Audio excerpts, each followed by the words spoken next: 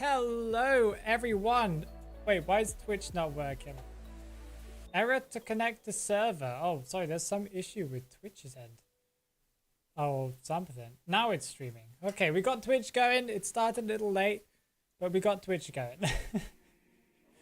I didn't notice there was an error message because it didn't kind of say it. It said it like really tiny text on my screen. So, but yeah, they'll be joining soon. Hello guys. Also, why is my music so quiet? We need some like energetic music, you know? Hey, that's kind of energetic. How we doing? Hello, hello, hello, hello, people.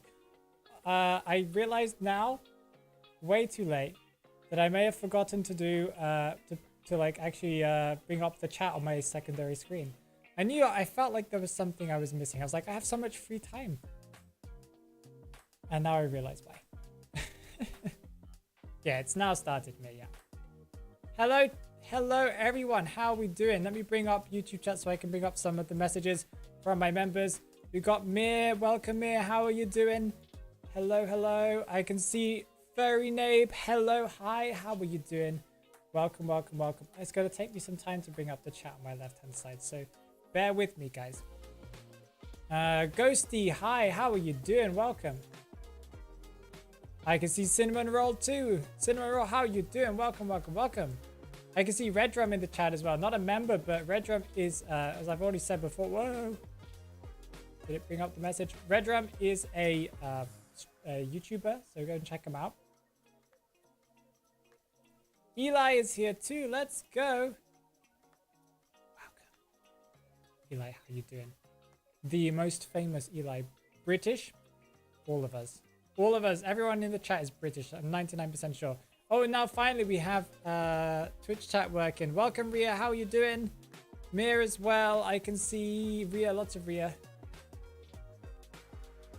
You expected World White Pigeon? Yeah, I know. I'm sorry. World White Pigeon was busy today. I can see Meg. How are you doing, Meg? Welcome, welcome, welcome. Feels like it's been a while. Maybe I'm wrong. Bro, I'm not British. No, you're all British. Now you are.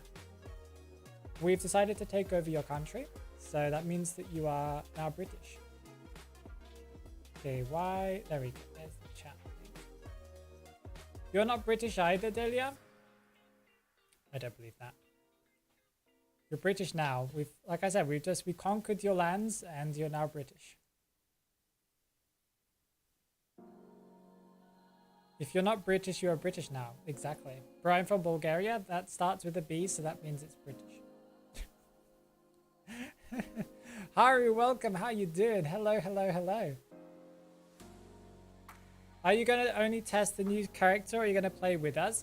I'm going to be testing all of the new changes on the server. We're going to be testing the new survivor, the new map changes, I guess, as well. Kind of not really sure if that's going to be a focus of today's stream, but that will be probably passively be happening as we're going on to the maps, because all the maps are changed, right? And we'll also be testing out the new traits and just answering questions. Like, one of the things that I want to test today, maybe with Mir's help, is to find out how fast I can solo decode one cipher machine with the new playing as Mind's Eye plus the new trait plus Survivor's Instinct. I want to see how fast we can do one cipher machine on solo decoding. Nabe, thank you so much for the 10 Polish nabes.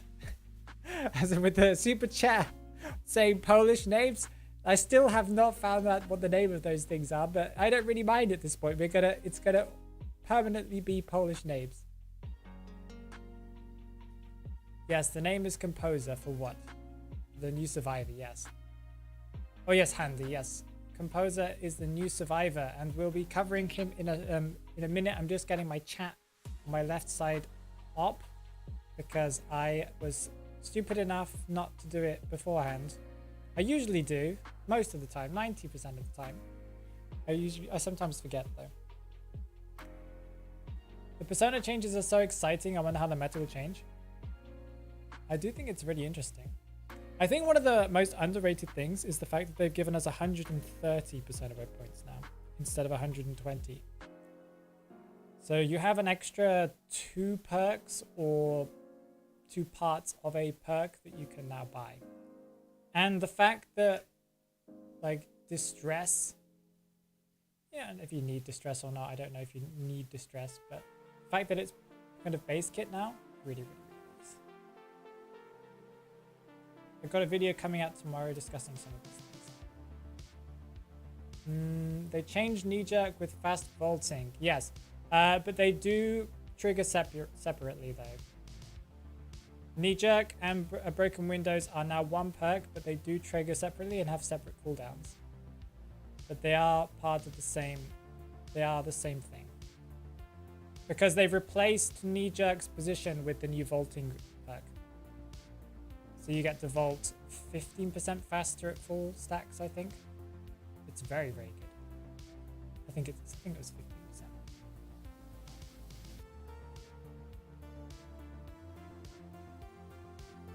Guys, I found Mir in a box. What's going on in chat? I feel like I've already lost control of the chat and I don't even know what's going on at this point. Okay, can I catch up with the chat on the left screen? There we go. Okay, I think I have everything available. Okay, I'll walk you guys through the new persona web. Would you like to see that? Okay, before we do that, I guess actually I forgot about this. I wanted to have a look at this. So these are some new settings they've added specifically for Composer. I guess there are 2 songs right now. Maybe they'll release more with skins. Who knows? I haven't listened to any of them yet.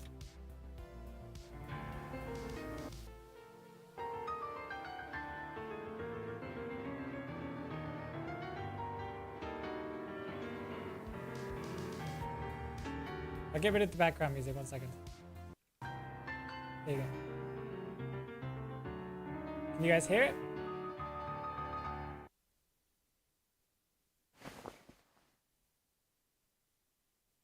Yeah, that was pretty cool.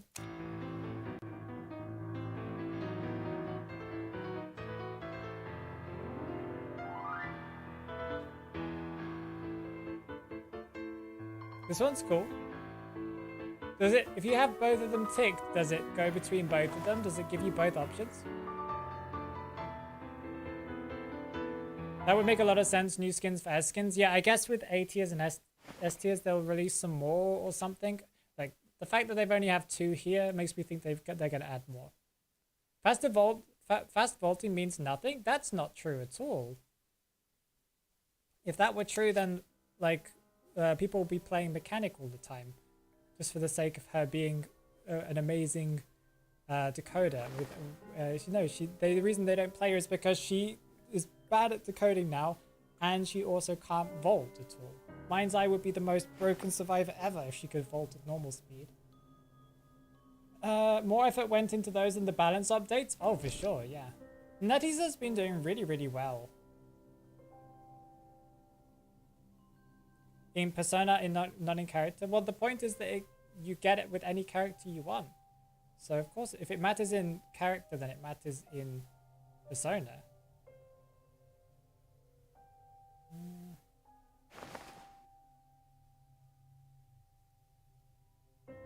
I need coconut morphine for Compose, I'll pay. That would be pretty cool. Okay, so let's have a look at the... One second, let's look at the survival one first.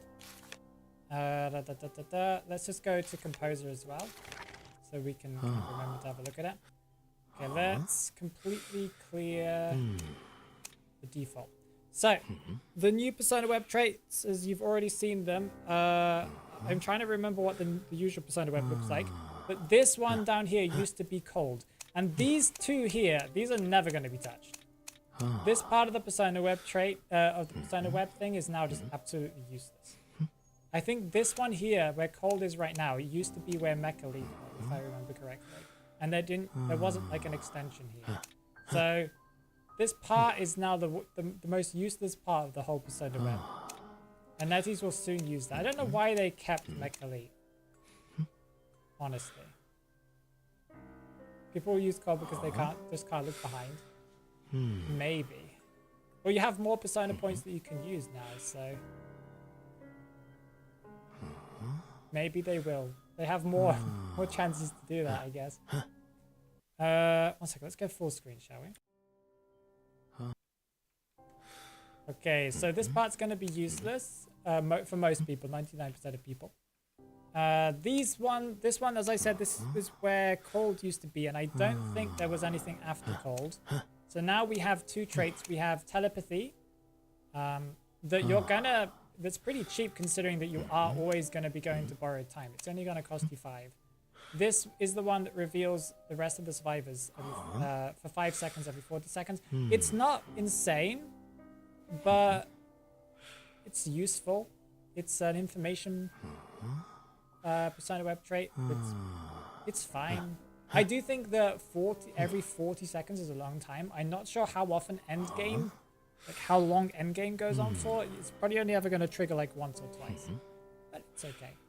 But it does get you to companion effect. And companion effect, of course, Netties decided that they were going to make an undead thing. They don't adjust undead, but they do... oh, maybe they have. I haven't checked. I'm assuming they haven't adjusted undead's Persona Web abilities. But they've adjusted companion effect. So anyway, it gives you a 28%. And I think it was originally higher. I think they've nerfed it. Since I first saw it, but it gives you 28% movement speed buff for 2 seconds after you are rescued. That I think is actually really, really good.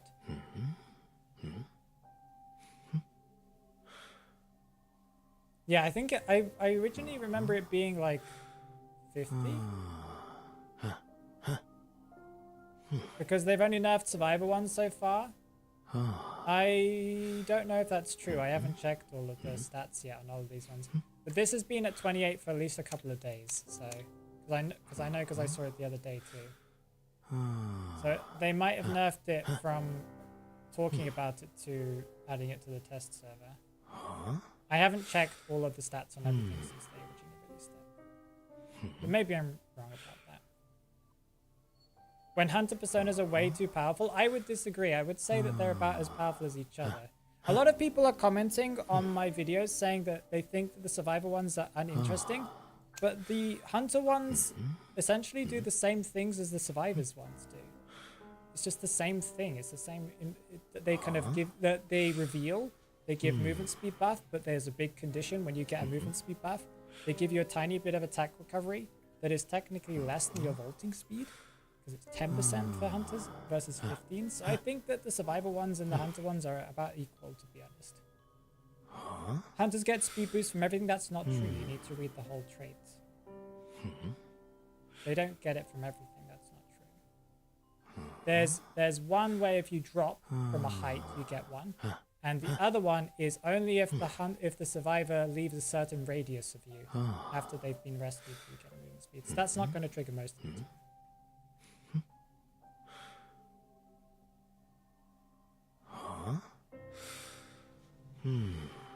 And you need to remember the vaulting buff happens every 25 seconds. It's kind of crazy. Absolutely crazy. You also get a speed boost if you miss a charge attack. That's not true. That's not an ability. It gives you attack recovery, not movement. At least if I remember correctly. Let's have a look. It is... Yeah, this is it. Increase attack recovery speed by 10% after missing an attack. The effect is increased for every one survivor moving around you. It's just attack recovery.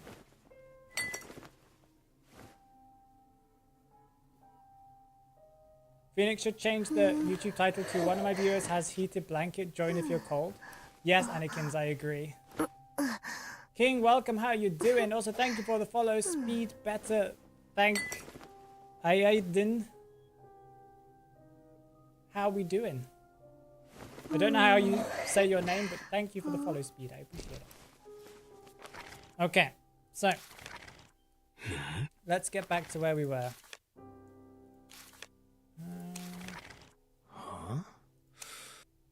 Okay, the other trait is brewing effect. That is crazy. This is probably the craziest thing they've added. And this is, it gives you a 10%, it's pretty much always going to be a 10% decoding buff. As I understand, it continuously happens if you're not decoding. After the last, when the accelerated decoding happens. So accelerated decoding, in most cases, is the majority of the match.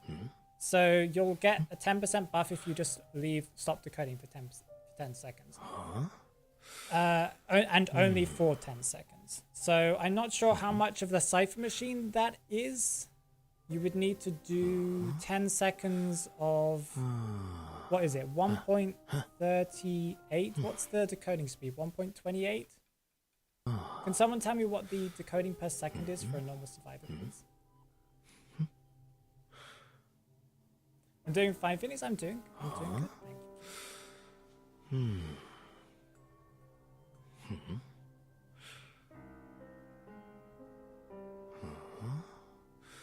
Is anyone hearing a bit of static when Phoenix talks, or is that just because of my headphones? Shouldn't be me. I don't know. It's a good question, but I don't think it's me. No, but no. What's the percent of a cipher per second? I had it on a piece of paper a long time ago, like before accelerated and after accelerated. I've forgotten what it was.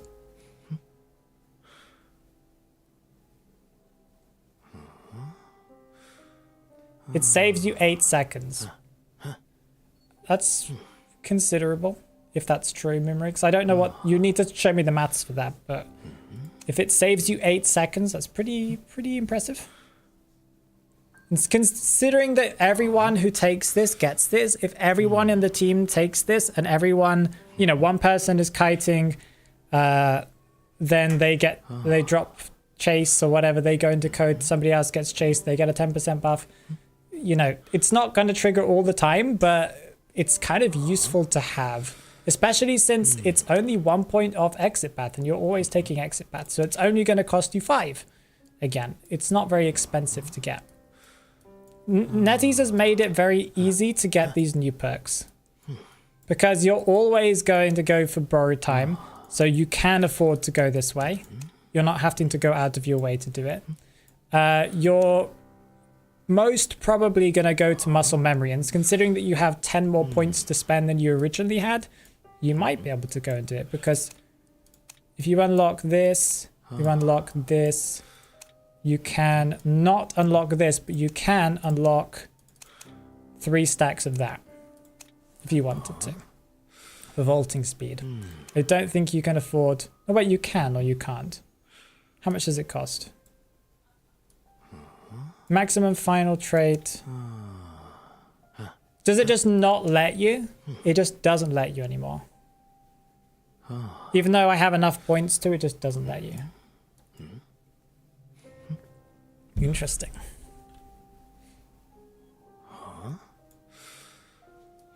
So you could do that. You could go for that. If you wanted to, I still have 5 more points I can spend. I could spend it on this one. Look at that. That's a lot of value. There's always been a thing in the game where you can only choose 2 of the main ones. Oh, okay, fair enough. I've never really tried to go in 3 different directions. 2 out of 2 final traits. Yeah, okay. I've never tried to go 3 directions with things because I thought that would be kind of a waste. Like with that, it'll be like 6 seconds off. Yeah. So I guess you either decide to go for like a 10% vaulting buff, and then you could go for herd behavior. Herd behavior, really, really good. This one, I think herd behavior is possibly the low-key, the best trait for solo players and people who are going in duos. Well, duo, not like duo hunters, but like 2 people playing normal mode together. Because this one triggers, I've tried this one in-game, and this one triggers really easily. You can see the hunter for an eternity. As soon as he drops... So this trait is a problem for most hunters who can't teleport. So as soon as... So if you're chasing someone and you can't catch them, what do you normally do? You just drop chase and hope that you can find somebody else, right? The problem is this trait now shows all survivors where you're going.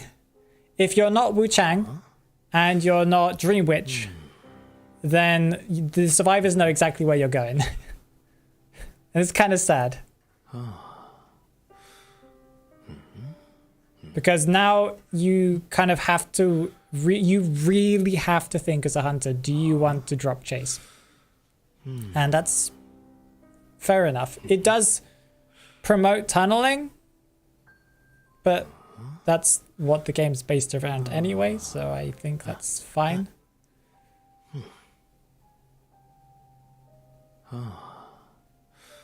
I keep seeing your Pokemon account on TikTok. What? I have not got a Pokemon account. I don't play, well, I haven't played Pokemon for a very, very long time. Well, who are we talking about?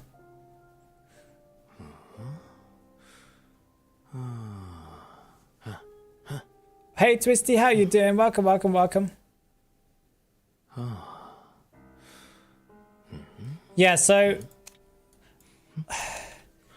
in my opinion, knowing when to change target is a valuable thing for a hunter, and this is gonna really, really stress hunters out. Maybe. Most hunters that are beginner players won't even notice this is going on. They'll be confused as to why the survivor knows that they're changing target and where they're coming from, but I don't know. Oh, another one. Another trait. I forgot about this one. Mutual support. This one is interesting. I think it's good. Not good. It's not good at all for people who are playing with friends. But this is really, really good for solo players. Because it will show, if you are injured, it will show you everybody else who is injured permanently. You know, until you are healed up or they are healed up.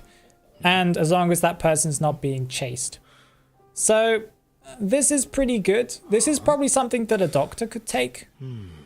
Again, it only costs, what, 10? Or if you're already going up to flywheel, it only costs you 5. I think it's pretty good. It's not bad. I think it's really, really good for solo players. I think it happens when you heal, you see the person forever. Probably Haru. Yeah, that would be. That does sound kind of like a similar one.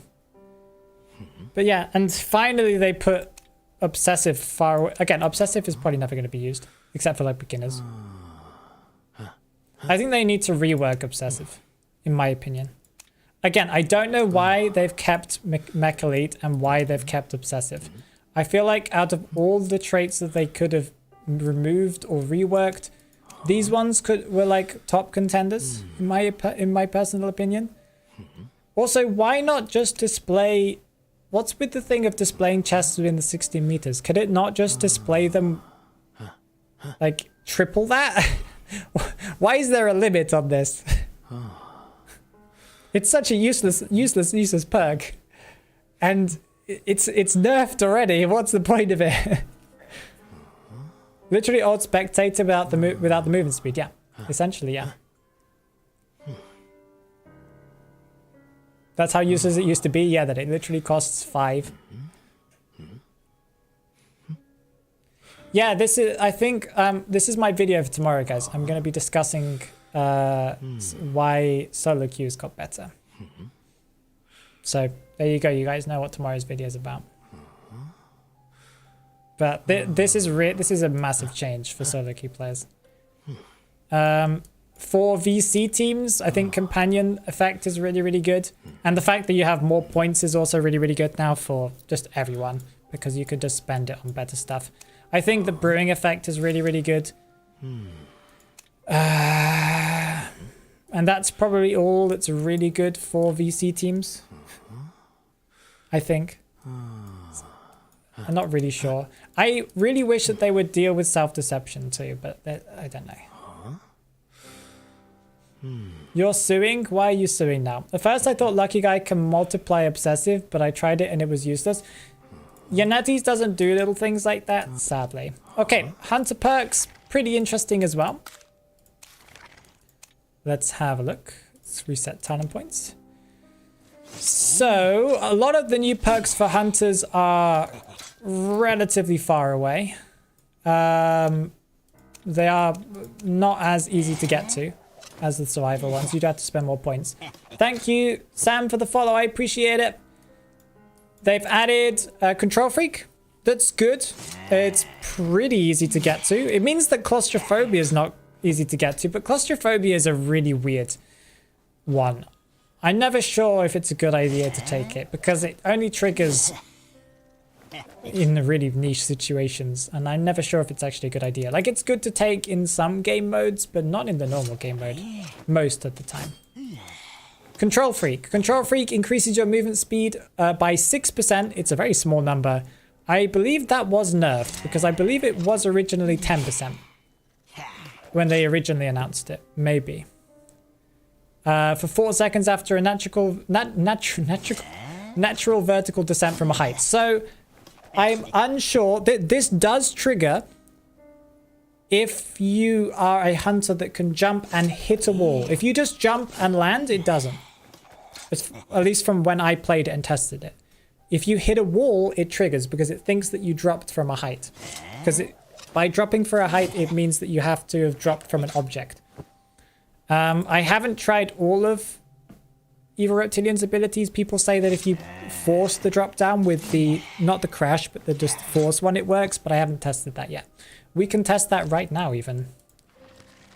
That won't take very long to trigger. People were also asking me if people like Geisha can use it, and I think the answer is no.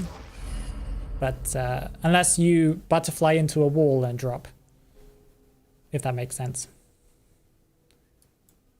Maybe I can get Mir in the voice chat. 1 second. Mir, do you mind if I call you? Good sir.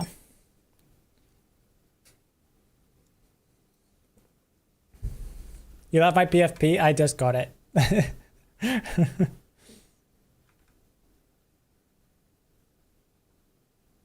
Go ahead, okay. Okay, I'm waiting for Mia to say hi. Hello? Okay, 1 second. I'm not sure if they can hear you.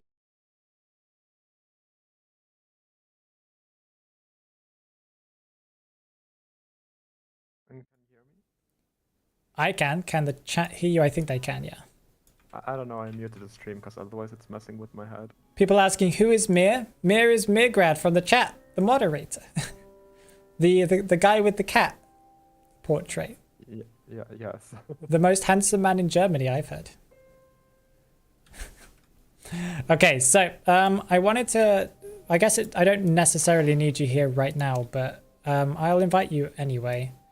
Let me invite you to my room first, because I think that will just save me some time. Wait, so what are you gonna test first? First, I just wanted to test if Hunter jump... which characters trigger the dropping buff. Okay, I guess, just so you don't need to bother with bots. Yeah. Relax in the matchup. You can also have fun testing out the things if you want to in the background. Oh yeah, true. The test level gives you full persona. That's kind of premium. Yep, you have everything. Also, if Mir is too quiet or too loud, please tell me. I'll try... shall we try Geisha's drop first? Or what was the other hunter that can go airborne?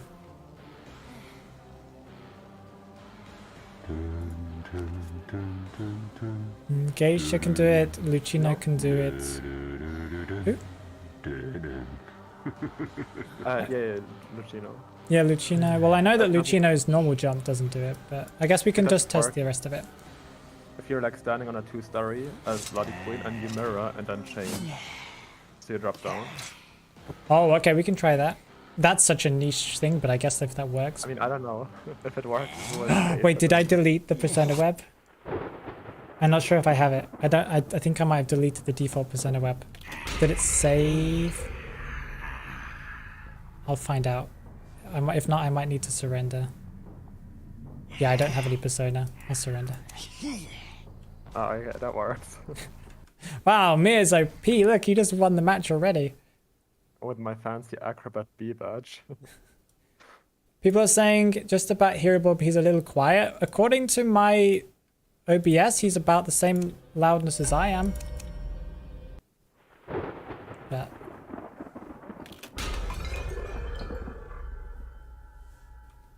It was quiet at the beginning, but I turned him up. Not sure.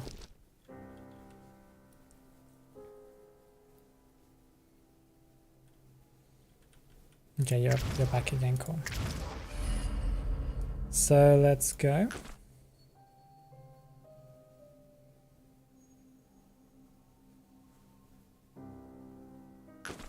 Isn't IDV on computer hard? Just about as hard as mobile is, but probably... Okay, there are some hunters where it's harder. Okay, so Exhibitionist is one of them. Control Freak is another one. I guess I'll take Addiction. Could you take a stun persona? Stun character or something? Yeah, sure. I guess Enchantress, so I can have like infinite. Yeah. Impulsive increased movement speed by 8% when using charge attack. Oh, they've nerfed that too. That was 10% as well. They've nerfed the Hunter's persona web. At least from when they originally announced it. Because it used to be 10%. 10% for the top one and 10% for the other one too. Now it's 8%. Not yet, so we will be trying them out in a minute. We're just testing some of the limitations for... let me also just do this. Okay, so usually you can see when it triggers, it's the third trait at the top left. It's kind of grayed out right now. If I jump, it didn't trigger before. It doesn't trigger. This, I don't get the movement speed. It doesn't trigger, you see? If I use the force drop down, people say that it does, and we're about to find out if that's the case. We just need to wait for my ability to come back again. And drop. That does trigger, okay. So if you use the force drop down, it does trigger. Or if you crash into a building. But if you just do the normal length jumps, it doesn't. Like if you do this, or we have to wait for the cooldown of the ability.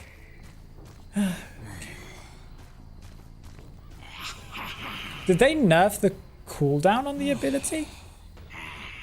No, I don't think they mentioned anything in the patch notes. Cooldown 16 seconds.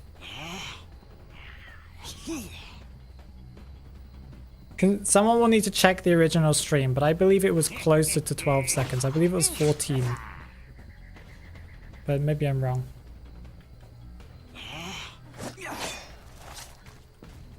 Mystic, welcome. I promise I'd be here and I am trustworthy. Welcome back. Definitely not Mystic. Thank you for the $5 US. I really do appreciate it. Okay, so if I do this, I do get the movement speed buff. Ready? Zoom. It doesn't feel, at least on the test server, that doesn't feel noticeable. I mean, that's like 300 pings, so. Yeah.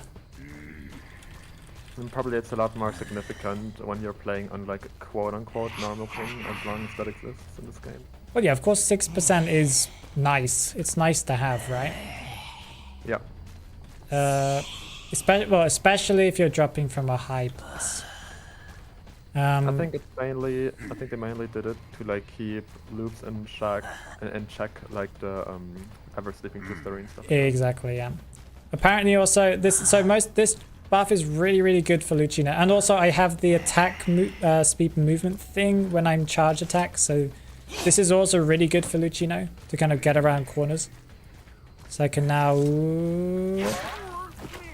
do that. Okay, would you stun me? Just a regular one? Triple stun me because we'll be able to see.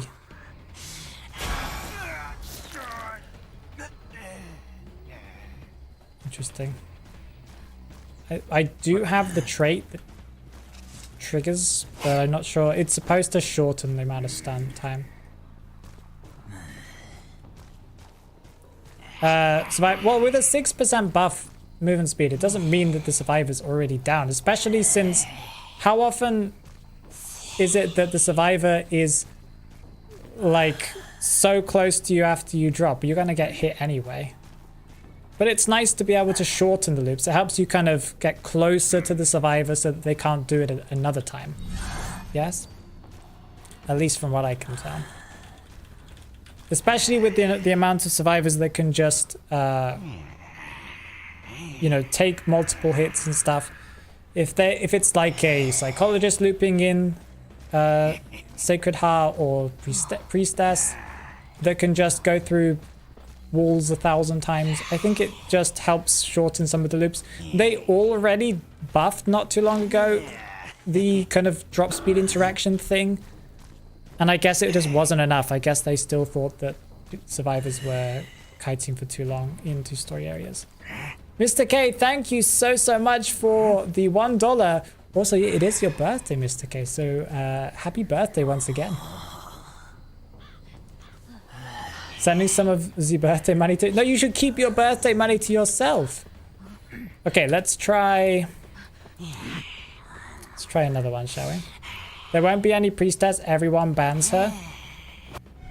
I don't know if they will ban her. Well, of course they're going to continuously ban her and stuff. But now that we have yet another stun trait that reduces stuns a little bit, that might help against her. I don't know.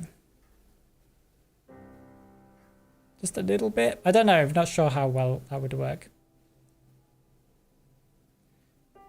Me did it yet again. The OP-ness that makes Phoenix surrender every time. Yes, exactly. I did say that word too.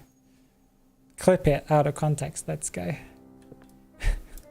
Okay, what else do we want to test? Geisha's drop down. Do we want to test it? Yeah, let's go. I just realized that the test server has its own English global chat. Is anyone chatting?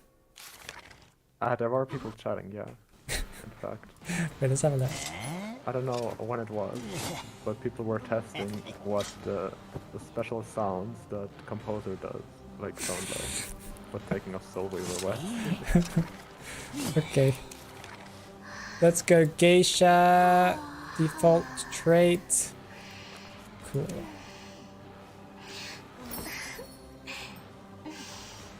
Which survivor should I be in my next match? I don't know, Ruben. That's a really good question. I think I'm happy the new survivor doesn't have any sort of stun. Yes, I'm really happy the new survivor doesn't have a stun. It feels like Natty's just ran out of ideas before Composer. They were like, we just need to give this next character a stun, and this one too.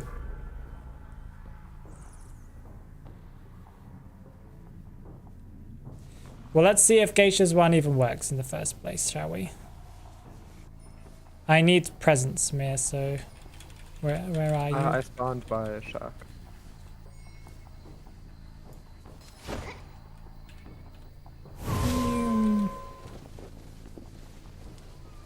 Hello. Hello. I listened to him.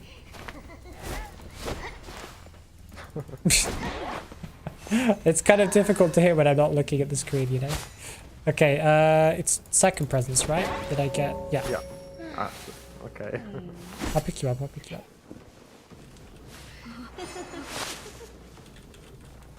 When will you test the composer? Soon, Delia. We're just testing if which hunters can abuse this. I don't think it's very... If it works the way I think it does on Geisha, if it does even work, I don't think it's very good on Geisha. Because unless it works on the teleport, but that doesn't because you don't fall if that's the case. I think it will only trigger, we'll test it, if I let go of this. Does it trigger? It triggers if I let go of the aerial thing, but does it trigger? We need to wait a second. We need to wait 16 seconds. Thank you. You're welcome. Look at that listen while you. Wow, now I can see you highlighted. Wow. Okay, so now we need to find out if it triggers with this. It shouldn't, because this isn't dropping. This technically you're just walking. Yeah, it doesn't trigger with that. So it only works if you cancel this ability to do that. Okay, there we go. I guess another way you could trigger it is by kind of, that I don't know why you would want to do this, but it's if you kind of went aerial and then threw a butterfly into a wall and it got cancelled like this, I guess. Let's see if we can do it. Cooldown is up. Yeah, that triggers it. So if your dash is interrupted, it triggers. Yeah, so then you do it while camping, yeah, but why would you get one to movement speed buff while camping? For the last, what, 4 seconds? 2 seconds, is it? 4 seconds? I don't think there's any reason why you would want to do that while camping. So they can't rescue? What do you mean? That doesn't make sense. If you're doing the double hit camp, then they're already on the chair. Why would you want a movement speed buff? I don't think that's very valuable on Geisha, but at least she can trigger it. Even if a bit awkwardly. Did we surrender? Yeah, okay. Yeah. Did they remodel her Prajna mask? No, I don't think so. Welcome, Dirk. Okay, so now we know that triggers. To attack and then raise them back to chair. But that's not how it... What? If you dash on a survivor with a butterfly while on the air, the dash will trigger a fall. If this happens, will the trait activate? Does it? If you dash to a survivor, it doesn't count as a fall. It counts as the same as if you just dash to someone. What do you mean? Because if there's someone here and you dash towards them, that doesn't trigger it. The only way you can trigger it is if you are in the air and you drop down. So the only time a Geisha does that is, well, unless you're doing the butterfly dash down to the chair, is if you drop, you put the chair down with the survivor on it and someone comes in to rescue, you drop, you hit You get another attack recovery. You get like a really short attack recovery. You hit again. So you're already at the chair. Where would you want to go? 4 seconds after dropping. That is most of your attack recovery. I don't think you go anywhere. So I don't think it's valuable on Geisha. Unless there's some like cool trick you can do with it in some map specifically that's really, really cool. Like, oh, if you know, people will work something out, I'm sure. People know tons of broken Geisha tricks. I'm sure someone will find some use for it, but I don't think it's very good. If you are in the air while you reach the survivor, you're still above ground, so you still have a small fall.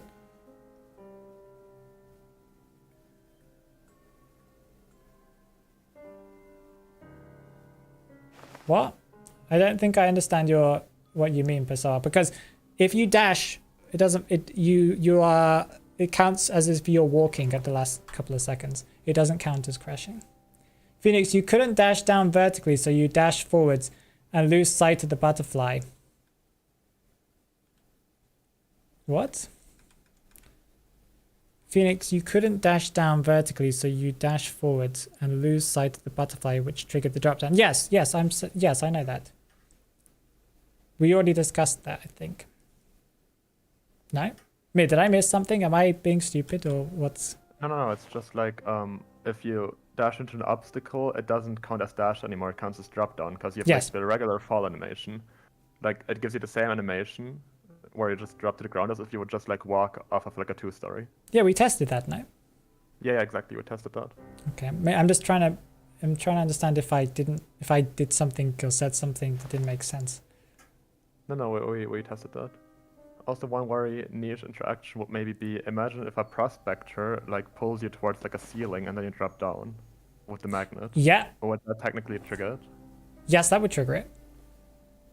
so if you've got a prospector stunning you into the ceiling, then yes, that would trigger. That does happen sometimes. I'm not sure if it's worth taking the trait just for that though. No, it's definitely not worth it, but it would be a fun interaction, I guess. That would be a fun interaction, I agree. I guess you'll be taking it anyway because it's a 2-story, right?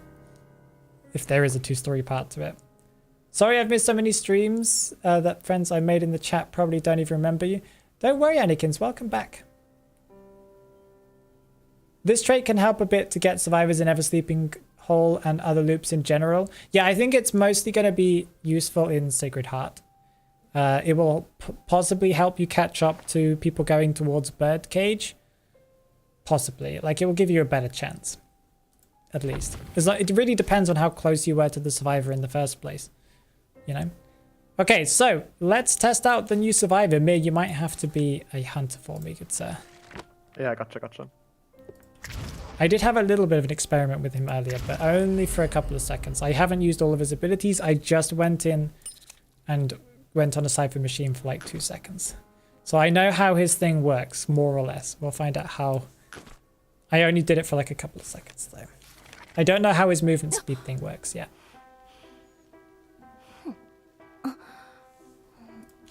Okay, let's go new survivor. Toy Merchant mains are happy now, yeah. There's a reason why people play Toy Merchant, because she's on Sacred Art and stuff like that. Any specific interactions against any hunter? Maybe we can test how it works with Clark. I just don't know how Clark works on PC. But I guess we can just test it out in general first. So if you want to bring it, yeah. I don't think he has anything that directly counters him. Yeah. Well, I don't know how. I still don't understand, because I have actually avoided watching videos on his. Like, I saw his original announcement video, but I haven't watched anybody's coverage of him yet, because I wanted to kind of give my candid reactions. If you. Wait, he has piercings? Yo, look at that. Look, he's an edgy character. He's got 2 little earrings in one ear. Look at that. That's exciting. Okay, so I guess if I just press 1, something happens. I want like a long path, right? Because as I understand, it happens in a straight line. Okay, so if I press 1. What am I pressing? What am I pressing? 1? Oh, okay. Interesting, interesting. I wasn't sure which button I was supposed to press. I was expecting it to be A and D, but it's just 1. Okay. That was pretty fast. Imagine if I'd actually hit those notes. So is it in a straight line? Or was it like I can change direction? It's just a visual effect.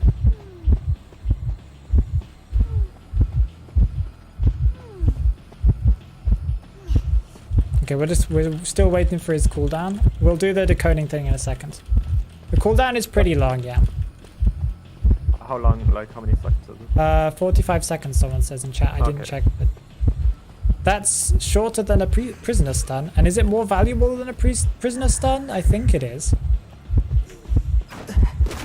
I don't know. Would you say that a really long movement speed buff is better than a 1 second stun? It's 50 seconds. So. Okay, Harry. Thank you.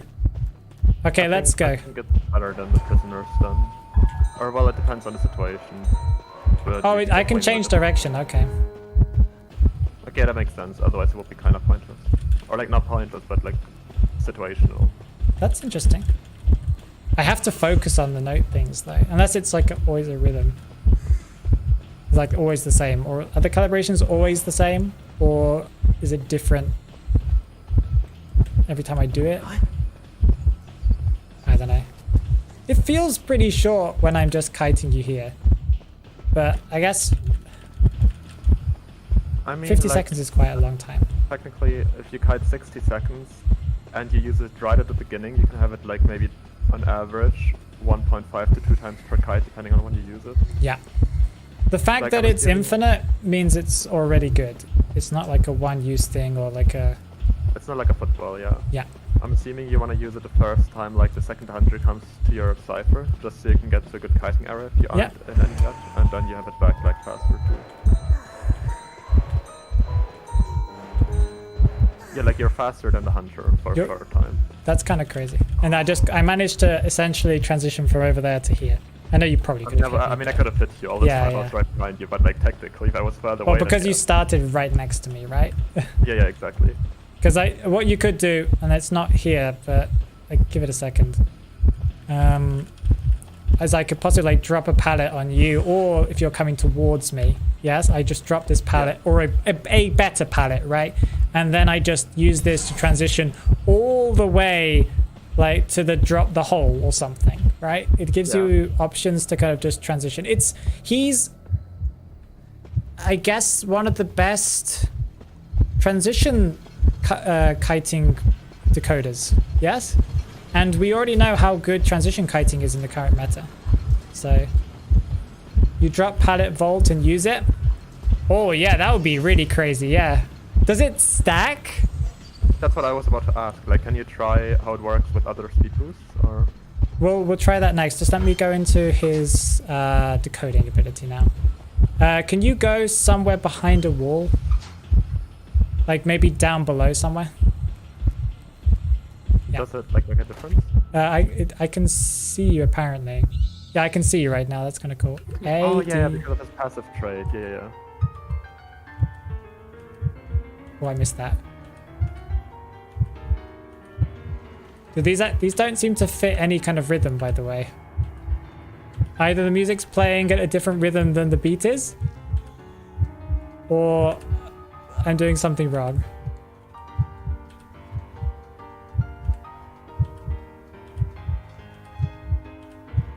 I've really focused on this though. Like I'm not paying attention to anything else. Oh, I just missed one. No, my combo. Oh no. At least it's not really fast. And they do give you a lot of time. Imagine streamers trying to like pay attention to chat and play this character at the same time. Oh, I pressed that too soon. So, is the reason why they let you see the hunter because Is it because They're they so can't focused. expect you're so focused that they just need to give you more information so that you don't just kill yourself every single time you play this character? You can change the difficulty level in the bottom part. What do you mean? Really? I mean, imagine you're doing that and you need to like constantly look around to see where the hunter is coming from.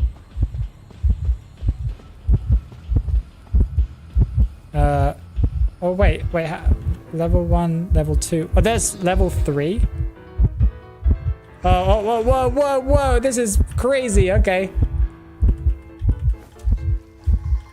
But it gives you faster, so if you do this properly, it gives you your decoding buffs faster. And this actually does follow the rhythm, cool. Kinda. I keep on messing up.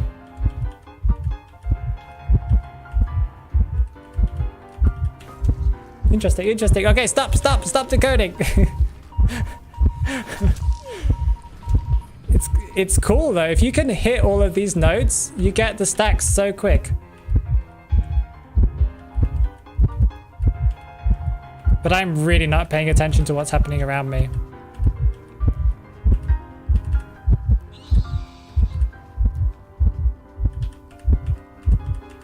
Ah, messed up. But that was pretty fast though. Rhythm game fellow players, it's your time to shine. Yeah, anyone who's really good at rhythm games, now's the time to play Identity 5. At level 1 you can hold 70, at level 2 you can hold 80 stacks. No, the combo goes above 100. I've seen, at least that's what I've seen.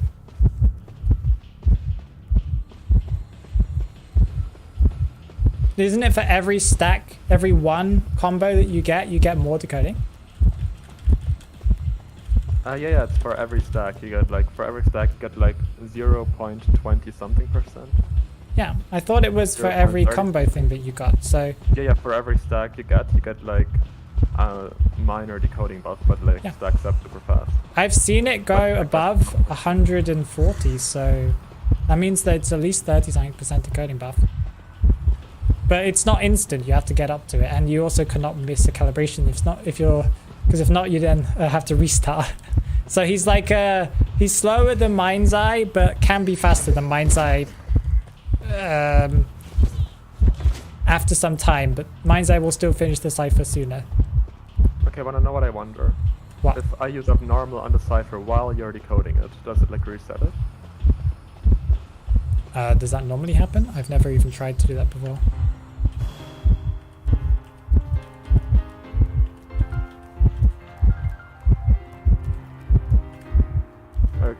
Or I don't know. No, it shouldn't.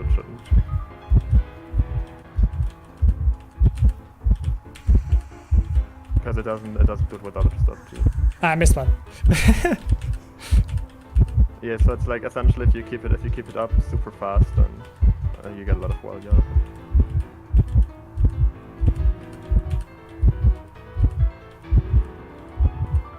How does it work if you have like a decoding speed debuff? Does it like affect every single stack, or? I think it doesn't. It counts the same way that a decoding buff would work, right? It's just would counteract it, no? I have to focus so hard on it though. It's crazy. Okay, I guess we test out how fast we can go. Of course, NetEase did add a maximum speed limit. Can you remember when it was, Mir? Like, I think it was before the summer, right? That's a good question. That sounds about right. Because they added it to the patch notes. They added a maximum decoding speed, and they also added a maximum movement speed. So I'm not sure if we'll cap that today, but we'll try. Does the hunter hear composer's music? Mir? That's a good question. I had the game unmuted because I know in the background. We can try it next match. In this next match. Yeah, so we need to take knee jerk, and we need to take. No, that's all, right? Because that's the only thing that we can take that would affect him directly. You're in a match, Mir, right now, apparently. You're in-game. There we go. Mir had one job. Well, he didn't know. He didn't know he was supposed to be testing to see if he could hear the music. Did you get notified every single time that I missed 3 stacks, Mir? There was like no visual indicator. I don't know, as I said, it was like... Oh, like you didn't get like a miscalibration thing? Because I think after every 3 stacks missed, like if he misses 3 in a row, and I'm pretty sure I missed 3 in a row, it should have triggered like a calibration sound. I mean, I don't know. As I said, I have the game unmuted, but we can try this time. Okay, we'll find out. It's like Explorer, yeah. I saw you in the comments on a Milov YouTube about the teleport hack. What? There's a teleport hack? Okay, so we need to take knee jerk. Is there any other speed boost?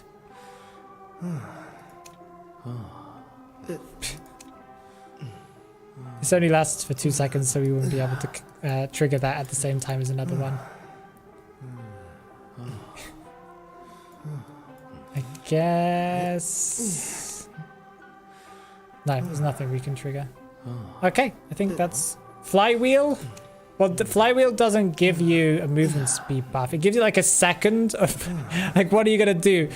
Press it, I guess, but you could use the movement speed buff, for, combine it, and then end with flywheel, and you just cover like tons of distance. What's the teleport hack? Please tell me, guys. Wait, let me turn up my game music. Yeah, you could, Harry. That's not a bad strategy.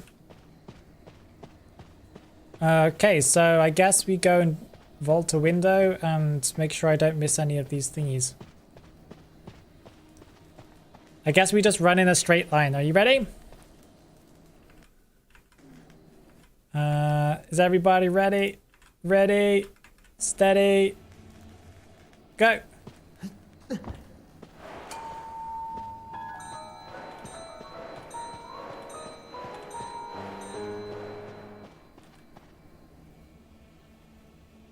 I'm not sure if that counted the speed buff or not, but I felt pretty speedy, like, that felt pretty good.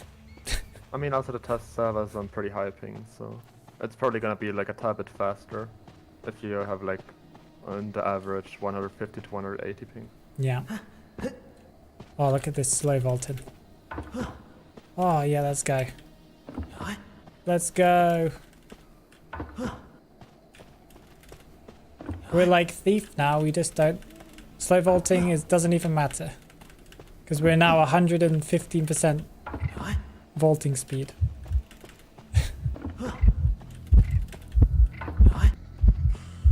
Okay, there we go. Can you try the decoding again? Then I'll see if I can hear it from like my perspective. We need to find a cipher. There was one right next to you. Yep. Here's one, okay. No, it's just a normal cipher noise for me. Like, I don't have the like special music you select. Which I think kind of makes sense in a way, because otherwise you'd like exactly be able to pinpoint his position the second he touches the cipher. Yeah, cool. Use the hit speed boost. Okay, that would be interesting. Mir, you might have to stand on the, like, just here. And like, as soon as I vault, you hit me while I'm running, and I get the speed boost plus the, and then I use one at the same time plus the pallet. No, I'm gonna vault this window. Okay, yeah, I know what you mean. Are you ready? That would imply that I have a good ping, but yeah, sure, go ahead. Hit. Oh, I can't use the ability. Whoa! Oh yeah, probably. It's like that with Seer too, for example. You can't use the owl right after you just that hit or something. Because survivors do like the little animation. But I guess I got the movement speed plus this anyway, so I covered still a ton of ground. The 15% vaulting buff has a 20-second cooldown. It does, yeah. 25 second, I thought. No? I can check it 1 sec. I think it's 25 second. Yeah, it's 25 seconds. Let's Struggle, struggle, struggle. How about the 3 misses? I guess, yeah, let's just make sure that I'll miss some here and you tell me if you what kind of notification you get, okay? Yeah, go ahead, go ahead. 1, 2, 3. It does the exact same sound as if you would like vault a pallet or something, or How often does it trigger? Oh, every 2 seconds? every time, yeah, literally like every second right now. Like just this little like sound effect where you that you get like when someone vaults a window, literally every time. Interesting. 1 second. I keep my buff. 1 second. Yeah, I keep my buff. It doesn't reset. I only lose stacks if I miss. So, wait, so if I finish this, if I get like a massive buff here and move to another cipher, does it transfer? Let's just find out.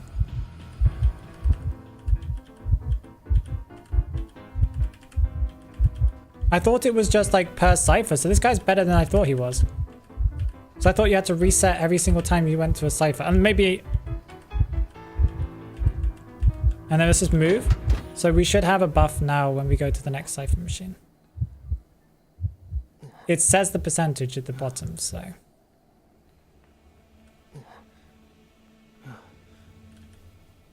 Yeah, I keep the buff. I have a 14% buff now. That's kind of crazy. Yeah, it's not bad at all. I mentioned it before, but stacks are based on number of notes hit. Combo is just how many notes. Yeah, well, yeah, but the point is that if you... the stacks can get up to much more than 80. Because the combo can get higher than 80. So that means that... Oh, as far as I understand, right? So if we keep on going... What is the maximum buff that we can get to? Ah!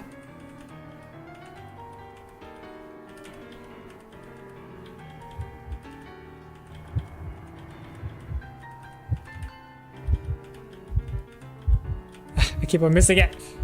We're already on 18.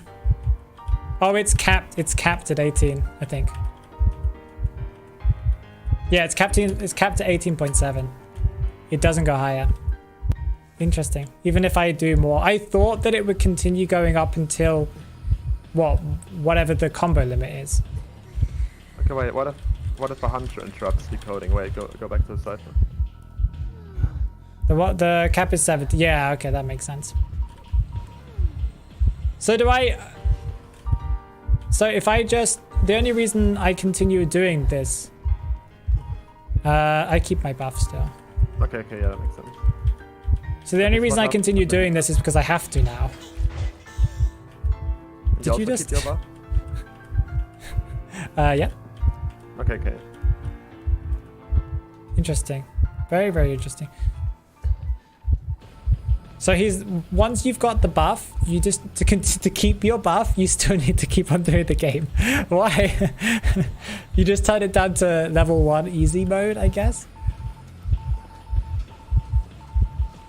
I guess if you're like, actually, what would be interesting to see if buffs would reset when you get like downed or shared. But for that, like I can't share you because there's no other survivors. Down me then. Ow. You still keep it? Well, I can't see until I touch a cipher. Yeah, that makes sense. Because the only thing I have on my UI is... Actually, no, I do. I see stacks at the top. I have 77 stacks. Okay, so, yeah. so like you keep it no matter what happens. Do you want to chair me and just see if, like, whilst I'm on the chair, if I still have that? I know that I'll die pretty much instantly, but it will still tell me.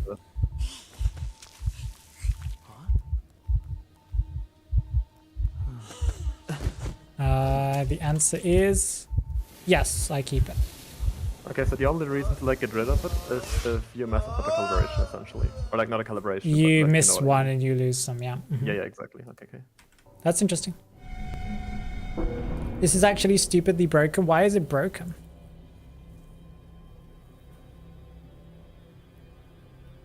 It's only an 18.4 buff, yeah. I'm surprised it's so low, and that compared to like Lawyer gets 20%. I guess the reason why they think it's good is because then he has the movement speed ability and Lawyer doesn't. I don't know. 18.4 feels pretty low for a decoder though.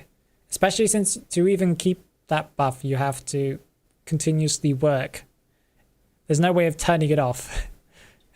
It's not like you get to 18.4 and then you don't have to do the game anymore, the little mini game. You have to continuously do it to make sure you don't go above 18.4. And why 18.4? That's such a random number.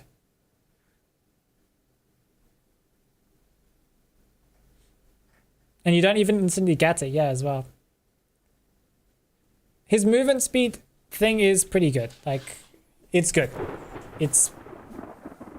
From what I can tell, I would say it's a lot better than Prisoner's Electric Shock. Like, there's more value to it. There's more situations where you can use it, right? And it gives you more value too. But do I think that it's so good that it counteracts that his buff is so low and so rough?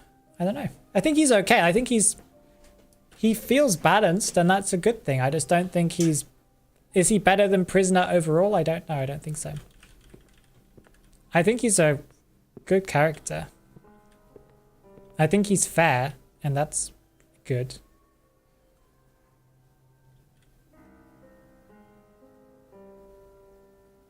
You're a nerd, Eddie? No, that's fine. You're allowed to be a nerd here. We're all nerds here. We're currently discussing percentages of machine decoding in a game. So I think we've... you're allowed to be nerdy here. He doesn't need a nerf? No, he doesn't need a nerf at all. Unless I'm missing something, but I don't think I'm missing anything. I don't think he looks that broken, to be honest. I think he looks fine. Mir, would you help me work out what the current fastest solo decoding speed is? You mean like among all survivors? No, I want you to... I'll show you. I'll tell you in a second. Thank you for the raid. Improv, how was the stream? We just finished testing the new Survivor, and I wanted to test what the newest, or the new fastest decoding is about to be, and I'll explain it now. So Mir, this is the strategy. We're gonna put some bots in to the match, and I need you to kill all of them. Okay. And I will be Mind's Eye with the new perk, the 10% buff when it's accelerated decoding, and I want to see how fast I can solo decode. Because why do I have the bots? Because I also have Survivor's Instinct that increases your decoding by 30%. Doesn't it work too if you just don't add bots in the first place? No, because Survivor's Instinct buffs you for every survivor eliminated, and I don't think it doesn't count if there are no survivors. I tested it. I mean, oh, okay, yeah, never mind. Because dungeon opens like that. Yeah, but it says specifically in the trait that the survivors have to be eliminated. And I tested it, and it didn't work, sadly. Can you play in Moonlit? Yeah, we can do Moonlit too. Mir, you're just going to have to destroy these beginner bots. Yeah, definitely. On 300 ping on a PC version. Sure. I'll do my best to make sure that survivors don't come to my Cypher machine, but we may just need to restart 100 times because I need the Cypher machine to be on 0. Oh, okay. Because if not, that doesn't make sense. Okay, Moonlit River, bots, beginner bots. I mean, I can put up normal on. Okay, yeah, that So would help. I can, unless they like... But they're beginner bots. So... I mean, unless they like decode it super fast. I don't know. There'll be a unicorn in his place? What? Oh, you gotta go? Well, thanks for raiding. I really appreciate that, Improv. I hope your stream was really good. Looks like the roller coaster gives a speed debuff now. Yeah, to anyone who rides it, apparently. Where is Mind's Eye? Mind's Eye. And then we take Brewing Effect. And we take Survivor's Instinct. So that technically gives us 30% plus 10% for 10 seconds, plus accelerated decoding that I've forgotten how much of a buff it is, but it's a lot. Plus Mind's Eye's solid 30. Let's go. This is gonna be fun.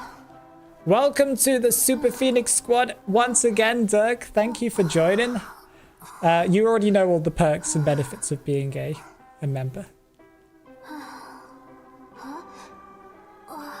They nerfed the second and third stop. They nerfed all the stops now. If you get off of the roller coaster now, you get a debuff.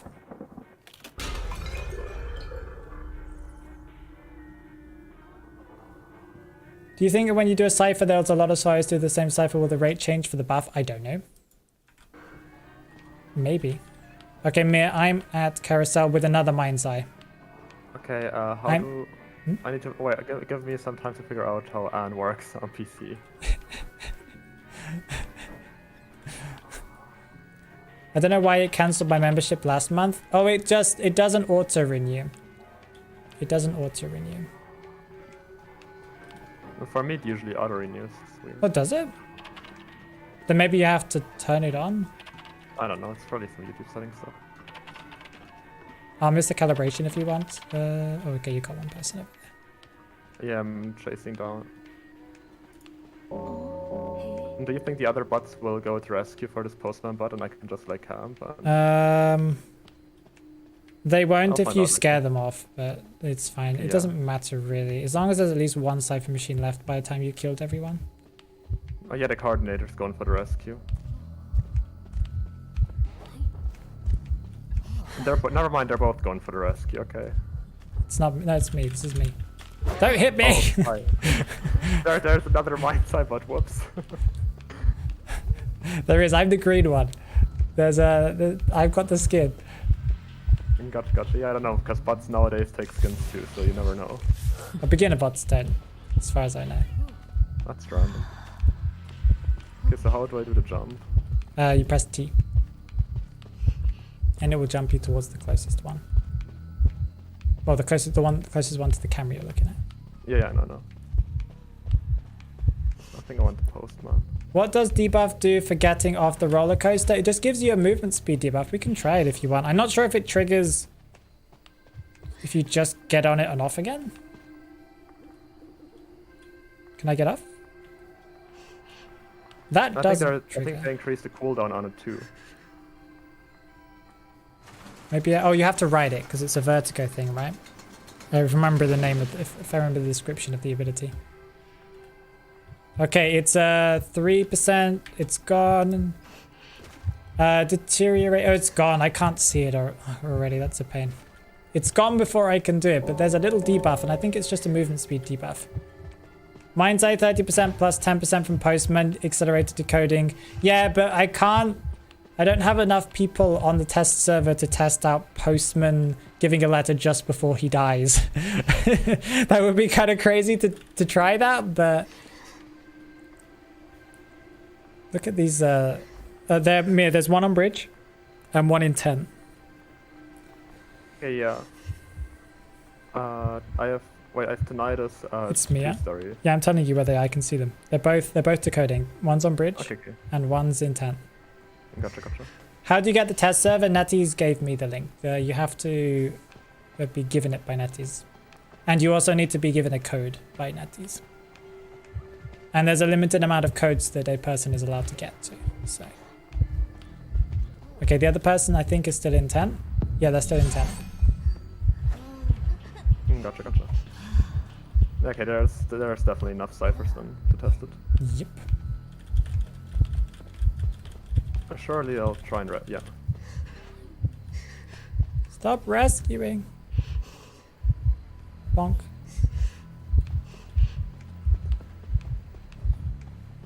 She's that way. Oh, fine. That way. I'm up with the coordinator. Going. Kill. Okay, never mind, but I'm also at 300 ping after the coordinator. Yeah, 300 ping is very difficult. Nice. Okay, just slug her. It's fine. You can go and get the Mind's Eye. I mean, I doubt the Mind's Eye's gonna rescue on half health, so... I'll pretend that... Okay. like we need them eliminated anyway. So Is it a new code every update or one code and you're set forever? It's one code and you're set forever for the test server. Is Mines are still vibing in the car now? There she is. Yeah, you can see her. Kill, kill, kill.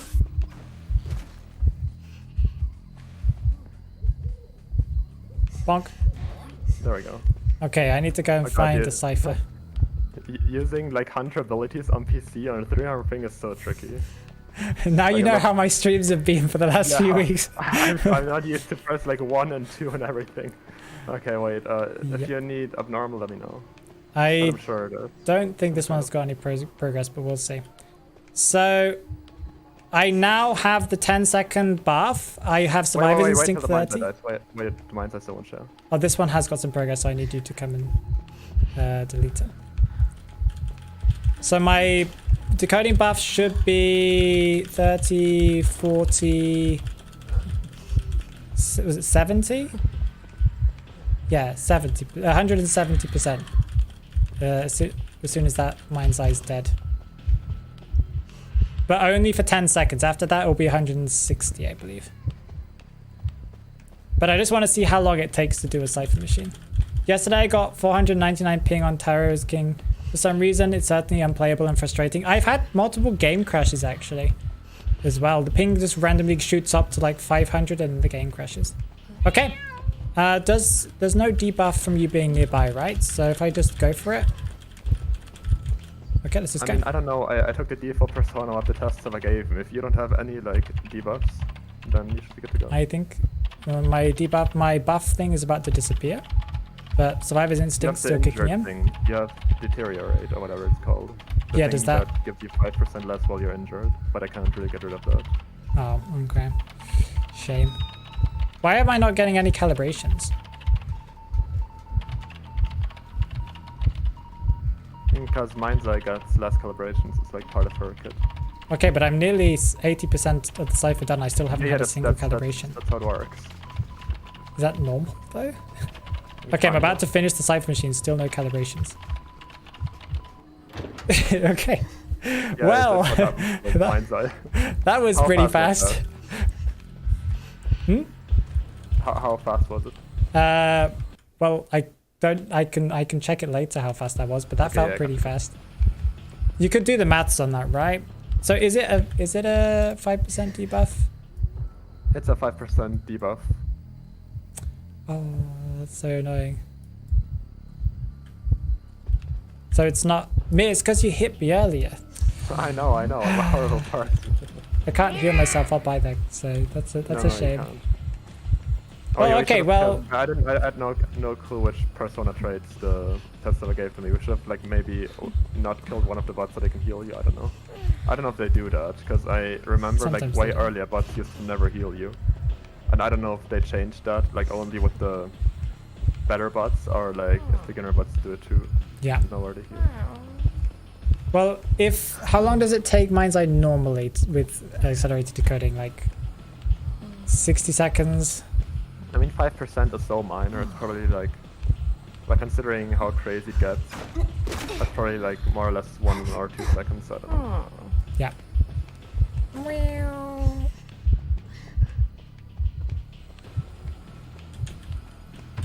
Catch me if you can, I guess. What's the plan? Are we testing anything or? I don't know if there's anything left to test. I've got 5 seconds until my what's it called? My vault buff thing comes back again. But yeah. Okay, that was interesting. That was pretty fast. I counted it and it was 42 seconds. Okay. And 5% would so it would be probably like 40 seconds, right? Or something like that. Without the 5% debuff? It's like 1 or 2 seconds otherwise, so like 5% is so minor. You can finish, if you're alone and you have the new perk, and you have Survivor's Instinct, you can do a cipher machine in like 40 seconds. You can do it faster than some hunters' abilities complete, will come back again. Welcome back, Haru. That's interesting.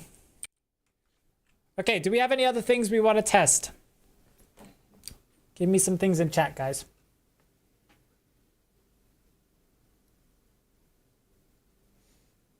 We just tested how fast Mind's Eye can decode with the new perk, or the new persona web trait, right? The Survival Instinct, Accelerated Decoding, and her own buff. That essentially is... No, it's more. What's Accelerated Decoding? What is the buff for Accelerated Decoding? Is it 20, 30%? Because it's more than 170 in that case. Can anyone tell me what the number is, the percent buff is? 30%. So it's 30% from Survivor's Instinct, 30% from Accelerated Decoding, 10% for the new trait, and another 30% for... 1